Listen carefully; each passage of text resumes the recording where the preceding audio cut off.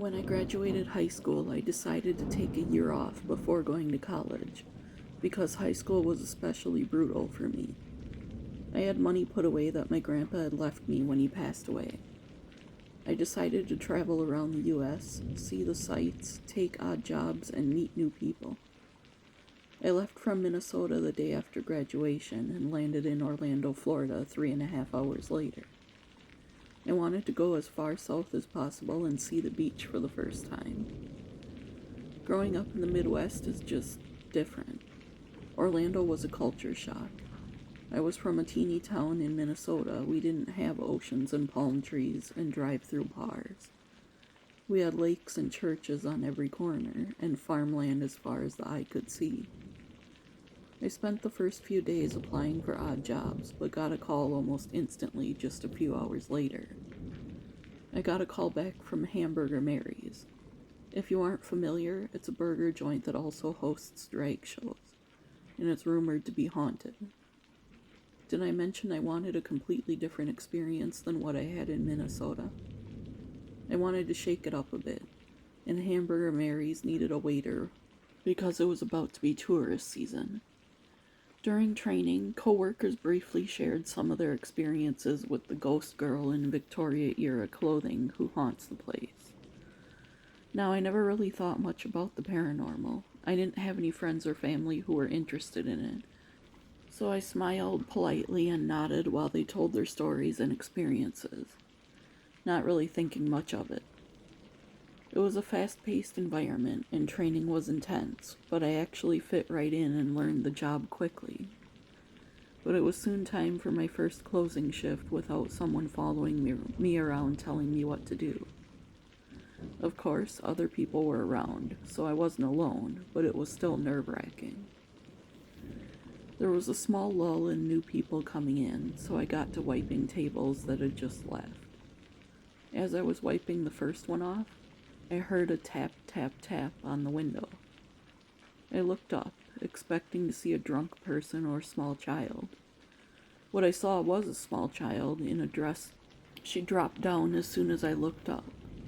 I smiled because it was rather cute. She was playing a game of hide-and-seek, basically. Some people would be annoyed, but it was endearing. Moving on to the next table, I heard the tapping again. But this time I just grinned and looked out of the corner of my eye, not wanting her to see me react. She tapped again, so I glanced up quickly. This time she was waving, so I gave her a wave back. I noticed the man at the table behind the one I was cleaning was looking at me like I was crazy for indulging in this child's games, but I didn't care. I heard the man whisper to his girlfriend not so quietly because the music was loud. Our waiter is waving, but no one is there to wave at. His girlfriend just shrugged and took a sip of her beer. Later, I was at the bar grabbing a refill for a customer when I glanced out the window and saw her again. Okay, this is getting weird. Doesn't she have a parent to look after her? And why is she wearing such an old dress? I wondered. I stepped outside after dropping the beer off to the right table. I hadn't taken a break all night, so I stepped out for some fresh air. I was deep in thought about how different my life suddenly was in a matter of weeks, when the little girl appeared a few feet in front of me, making me jump. "Hi there, are you lost?" I asked, but she just smiled and started to skip away. I was shocked when she just vanished. In that moment, I realized what was happening. My coworkers' stories. They were all about a little girl in a Victorian dress who liked to play games, skip, and whistle. Before that, I really just thought I was seeing someone's child playing games while they waited on their parents. The little girl wasn't the only paranormal entity that haunted that place, however. A few days later, I was again working the closing shift. Everyone else had gone home. There were only a few more things to do, and I sent my coworker home, telling him I'd take care of it. I was floating around doing typical close-up tasks like wiping down the last tables who left, counting the till, and putting chairs up, when I saw movement out of the corner of my eye behind the bar. "I thought I told you to head on home. Really, I've got this," I said. But no one answered. which prompted me to look up. I saw the bar rag slowly moving in circles.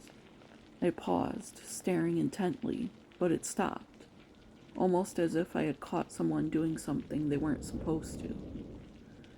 Thinking I was imagining things because the place just always had an eerie feeling, I continued putting chairs up. Then it was time to sweep and mop, so I headed back to get the broom and draw the water. As I was waiting for the mop bucket to fill, I heard a clanking sound out at the bar. I reluctantly headed out there as quietly as I could, in case someone had gotten in and I needed to find somewhere to duck off.